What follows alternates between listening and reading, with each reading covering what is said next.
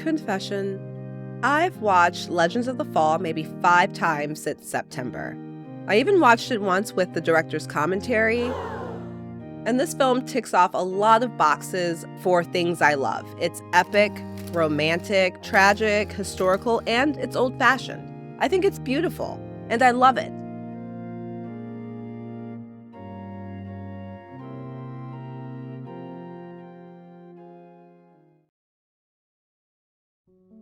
If you've never seen Legends of the Fall, the film follows the lives of the Ludlow brothers and their father as they navigate their relationships with each other and the women they love against the backdrop of World War I and the changing social and political landscape of the early 20th century.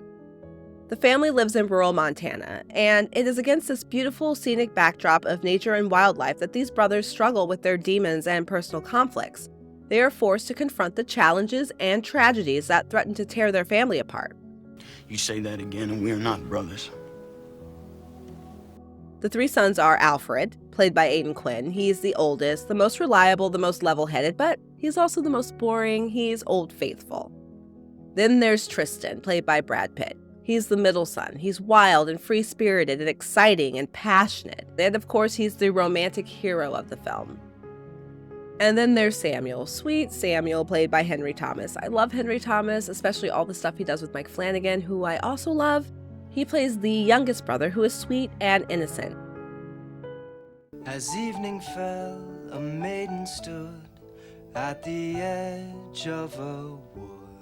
So the boys grow up wild and carefree and very much a trio, a team. And then Samuel goes off to college and he returns home and he brings back his fiancée, Susannah, played by Julia Ormand. My fiancée, Susannah? Hello. Eventually, everyone loves Susannah, and eventually Susannah loves everyone too, and that's a problem. The Germans broke through at Armentières. What? The entire British Third Corps is trapped in the Belgian lowlands. Samuel's idealism leads him to cross the border and join the Canadian Army to serve in World War I.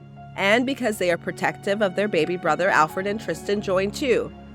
And this is not good because we know there is no way they are all coming back home.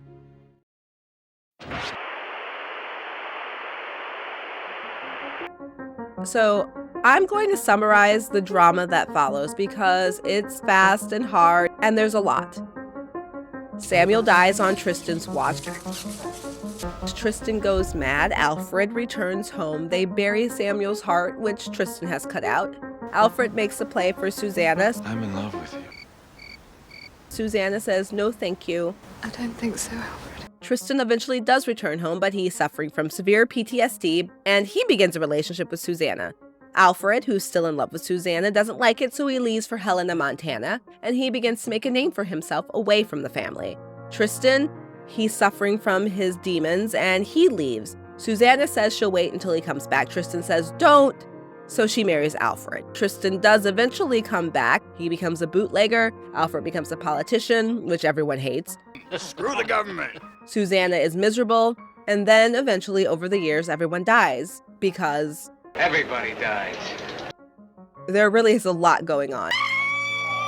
And I think I have to quote Roger Ebert here from his 3 out of 4 star review. Legends of the Fall is not a serious movie, despite the profound sentiments of its narration and classical ironies of its plot.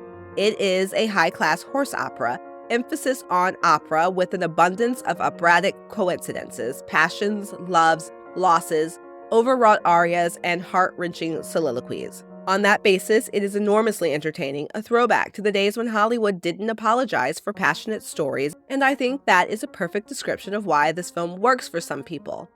It's not for everyone, and I am fully aware of that. It's pure, unadulterated melodrama. I loved her! I love her still. Well, then why did you marry him? I didn't. And he didn't marry me because he already had a wife.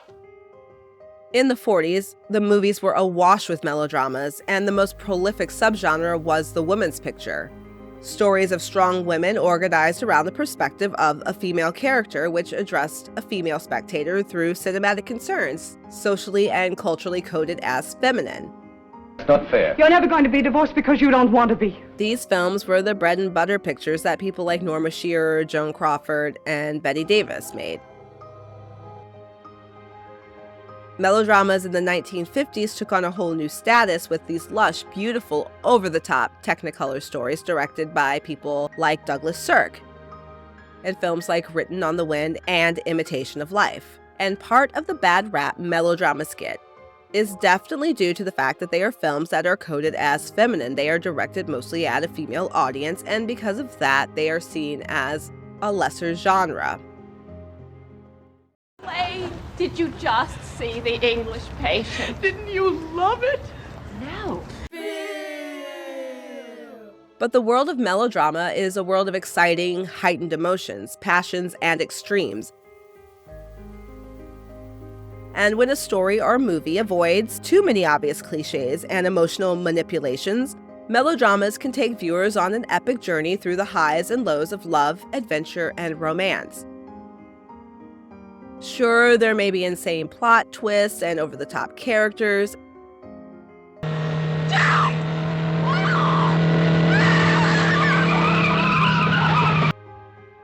and you may even yell at your television or movie screen when a character makes a really bad or stupid decision. But nay, loyal watchers, it is not lesser. It's wonderful. Think of the courtroom scene in Peyton Place, There was something terribly wrong in the Cross family life. or the funeral scene in Imitation of Life. Mama, do you hear me? I'm sorry. I mean, look at Dorothy Malone in Written on the Wind. Sometimes I want hyper-theatrics and crazy plot twists and physical action over deep characterization. Wait a second, are action movies melodramas?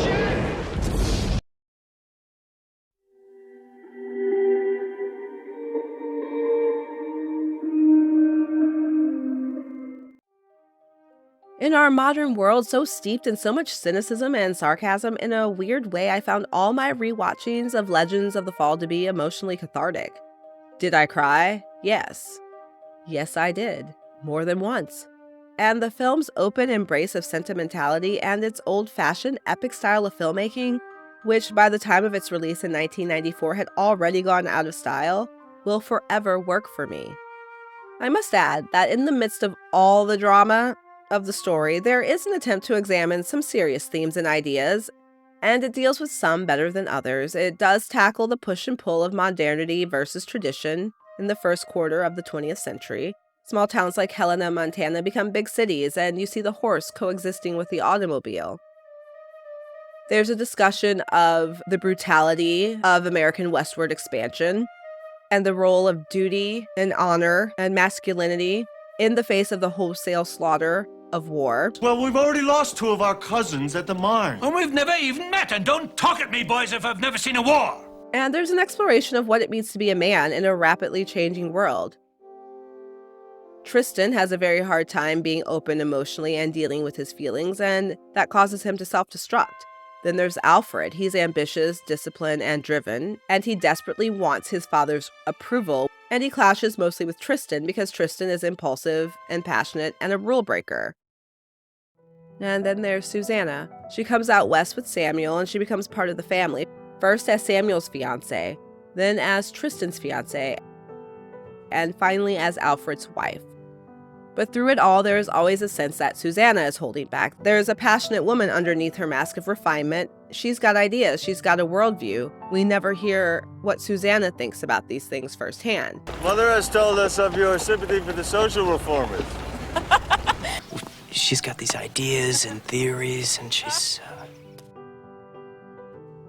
And she's wounded repeatedly by love, first by Samuel's death and then by Tristan's abandonment, and that has a devastating effect on her. And Susannah's tragedy is just one of many tragedies that happen in this film, either by folly of man or twist of fate. I think Roger Ebert had it right. Legends of the Fall is enormously entertaining, and it is a throwback to the days when Hollywood didn't apologize for passionate stories that churn us up emotionally inside and make us feel deeply for these larger-than-life characters that find themselves in these amazing situations. Sometimes I want emotions worn on the sleeve. Sometimes I want to be lost in a sweeping, epic story, and melodramas do that.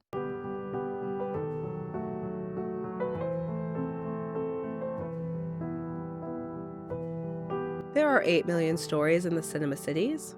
This has been one.